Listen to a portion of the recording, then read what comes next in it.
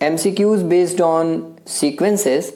तो इस वीडियो के पार्ट 1 में स्टार्टिंग के 15 क्वेश्चन डिस्कस हो गए हैं।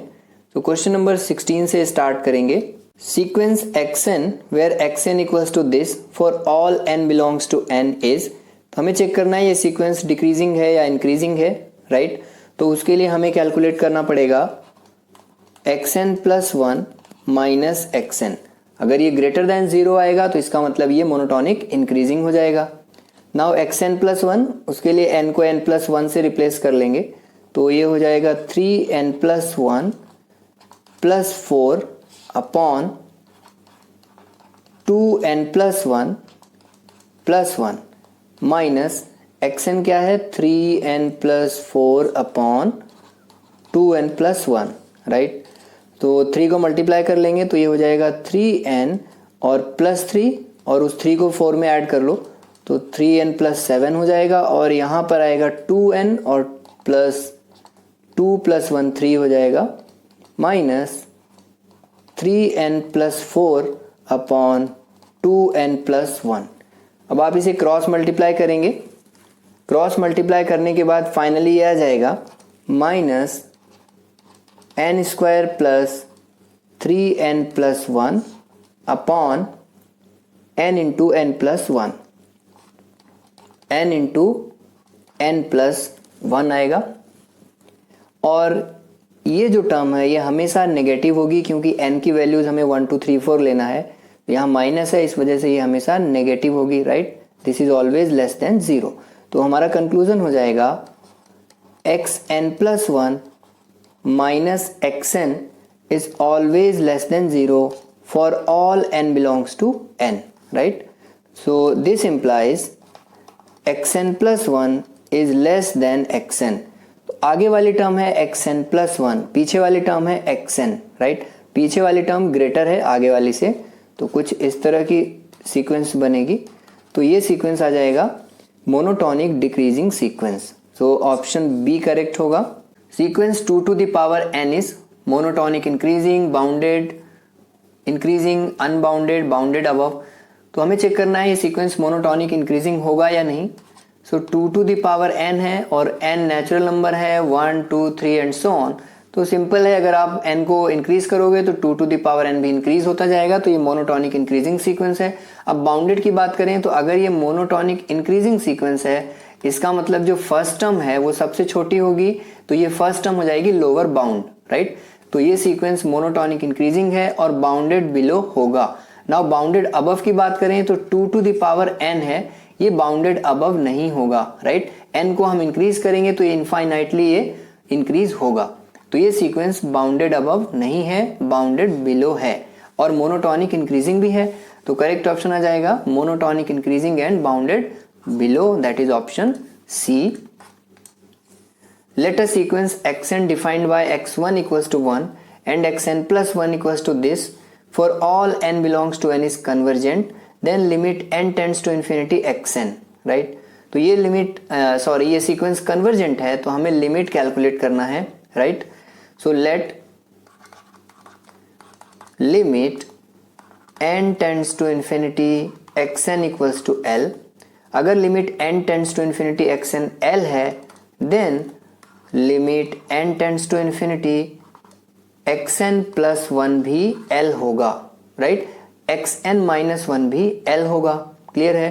तो ये एक्सप्रेशन को कंसीडर करेंगे xn plus 1 equals to 4 plus 3xn upon 3 plus 2xn। अब लिमिट कंसीडर करें अगर दोनों साइड तो इस तरफ क्या हो जाएगा limit x tends to infinity xn plus 1 equals to 4 plus 3 times of limit n tends to infinity xn upon denominator में भी 3 plus 2 times of limit n tends to infinity xn। Now limit n tends to infinity xn plus 1 को l assume किया है हमने और यहाँ पर आ जाएगा 4 प्लस 3 और इसको भी हमने l एज्यूम किया है। सो 4 प्लस 3l अपॉन ये हो जाएगा 3 प्लस 2l। नाउ इसे सॉल्व करना है और l की वैल्यू कैलकुलेट करना है, right. So L equals to 4 plus 3L आया था अपॉन क्या 3 प्लस 2L, क्रॉस मल्टीप्लाई करेंगे। So 3L plus 2L square equals to 4 plus 3L। Now 3 and 3L cancel. So 2L square minus 4 equals to 0. So 2L square equals to 4. So L square equals to 2. So L equals to plus minus under root 2. Right, अब ये sequence का हर एक term positive है, x1 positive है। अगर आप यहाँ पर n को 1 रखोगे तो x2 भी पॉजिटिव आएगा, x3 भी पॉजिटिव आएगा। तो इसका मतलब इस सीक्वेंस का जो लिमिट है L है वो भी पॉजिटिव आएगा। तो हमारे पास दो ऑप्शन है, एक अंडर रूट 2 है और एक माइनस रूट 2 है। तो नेगेटिव वाला आंसर नहीं होगा, सही आंसर होगा L equals to under root 2। So option c correct होगा। Sequence n upon n plus 1 for all n belongs to n is monotonic increasing bounded but not convergent. तो यहाँ पर चेक करना है ये सीक्वेंस मोनोटोनिक इंक्रीजिंग होगा या नहीं, और बाउंडेड और कन्वर्जेंट भी चेक करना है। तो पहले हम मोनोटोनिक इंक्रीजिंग चेक करेंगे। उसके लिए xn प्लस 1 माइनस xn निकालेंगे। xn प्लस 1 के लिए n को n प्लस 1 से रिप्लेस करेंगे। So n plus 1 minus xn है n upon n plus 1। Now ये n plus 1 as it is denominator हो जाएगा n plus 2 minus n upon n plus 1। तो इसको भी क्रॉस मल्टीप्लाई कर लेना है, तो हो जाएगा n plus 1 square minus n into n plus 2 upon n plus 2 and n plus 1, right? So n plus 1 का whole square n square plus 2n plus 1 minus n square minus 2n upon n plus 2 and n plus 1। n square cancel, 2n भी cancel, तो यहाँ पर आ जाएगा 1 upon n plus 2 and n plus 1।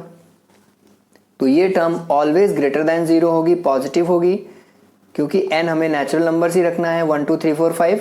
तो ये term हमेशा पॉजिटिव होगी, दैट इज ग्रेटर देन 0। तो यहाँ से हमारा कंक्लूजन हो गया xn plus 1 minus xn, xn plus 1 minus xn is always greater than 0। तो इसका मतलब xn plus 1 is greater than xn। xn plus 1 आगे वाली टर्म होगी और ये ग्रेटर है xn से, तो कुछ इस तरह का हमारा जो सीक्वेंस है कुछ इस तरह से होगा। यहाँ ड्रॉ कर लेते हैं कुछ इस तरह से। तो ये सीक्वेंस हो जाएगा मोनोटोनिक इंक्रीजिंग सीक्वेंस, राइट। अब बाउंडेड चेक करना है। तो सीक्वेंस मोनोटोनिक इंक्रीजिंग सीक्वेंस है इस तरह से। तो जो फर्स्ट टर्म होगी वो सबसे छोटी होगी, राइट। तो फर्स्ट टर्म क्या होगी, उसके लिए n को 1 रखेंगे, तो 1 अपॉन 1 प्लस 1 आएगा, दैट इज 1/2। तो सबसे छोटी टर्म आएगी 1/2। तो हम कह सकते हैं 1/2 से ग्रेटर होगी सीक्वेंस की सभी टर्म। तो ये हो जाएगा लोअर बाउंड। अपर बाउंड निकालना है, तो उसके लिए हमारे पास सीक्वेंस है n अपॉन n प्लस 1। तो यहाँ पर हम प्लस 1 माइनस 1 करेंगे, तो ये हो जाएगा n plus 1 upon n plus 1 minus 1 upon n plus 1, ये कैंसिल होगा।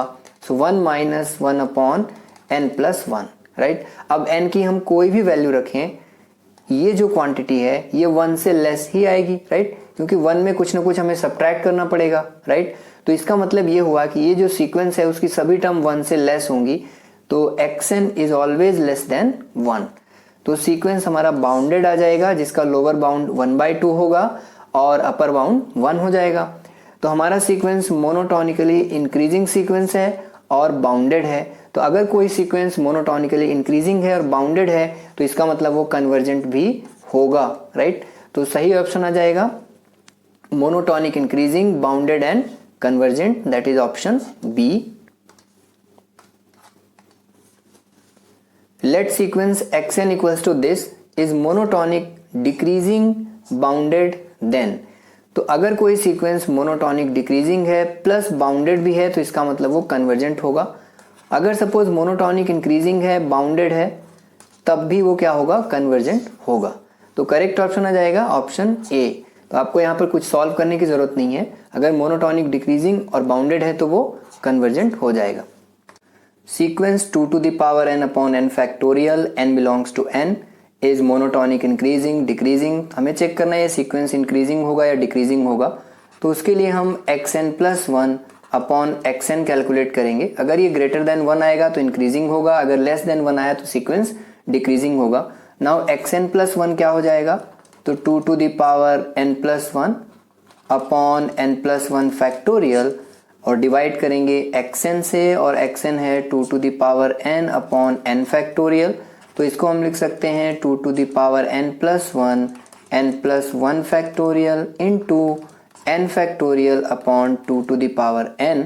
Now 2 to the power n plus 1 को 2 to the power n into 2 लिखेंगे, और n प्लस 1 फैक्टोरियल को लिख सकते हैं n plus 1 into n factorial into n factorial upon 2 to the power n, तो ये कैंसल आउट हो जाएगा, और फाइनली ये आ जाएगा 2 upon n plus 1। 2 upon n plus 1 है, n को हमें 1 2 3 4 इस तरह से वैल्यू रिप्लेस करना है, राइट। तो 2 upon n plus 1 is always less than 1। ये क्या होगा, ऑलवेज लेस देन 1। तो हमारा कंक्लूजन हो जाएगा xn plus 1 upon xn is less than 1। तो इसका मतलब ये जो सीक्वेंस है ये मोनोटोनिकली डिक्रीजिंग सीक्वेंस आएगा। सो ऑप्शन सी करेक्ट हो जाएगा। A sequence xn is Cauchy sequence if for a given epsilon greater than 0 there exists a positive integer k such that, तो Cauchy sequence का डेफिनेशन है, correct answer आएगा mod of xn minus xm less than epsilon for all nm greater or equal to k। So option B correct हो जाएगा। Let xn be a Cauchy sequence, then xn is bounded but not convergent, bounded and convergent, bounded and divergent, bounded and convergent. So यहाँ पर unbounded है, correct option हो जाएगा bounded and convergent. तो अगर हमारे पास कोई Cauchy सीक्वेंस है तो 100% वो बाउंडेड भी होगा और कन्वर्जेंट भी होगा। Which one of the following is a Cauchy sequence, इसमें से हमें Cauchy सीक्वेंस चूज करना है। बहुत ही सिंपल है, आपको देखना है जो सीक्वेंस अगर कन्वर्जेंट है तो इसका मतलब वो Cauchy सीक्वेंस हो जाएगा। Now n square plus 1 upon n square plus 1 upon n, हमें देखना है ये कन्वर्जेंट है या डाइवर्जेंट। तो अगर हम इसका लिमिट निकालें, limit n tends to infinity, so इसको सेपरेट लिखेंगे, limit n tends to infinity n square upon n plus 1 by n, limit n tends to infinity, यहाँ पर n आएगा plus 1 by n। Now n को रखेंगे infinity और ये होगा 1 by infinity, so infinity plus 0 is infinity, तो ये सीक्वेंस डाइवर्जेंट हो जाएगा। सेकेंड सीक्वेंस है minus n square, right. n को अगर हम इंक्रीज करते जाएंगे तो ये आएगा माइनस इन्फिनिटी, राइट। तो ये सीक्वेंस भी डाइवर्जेंट है।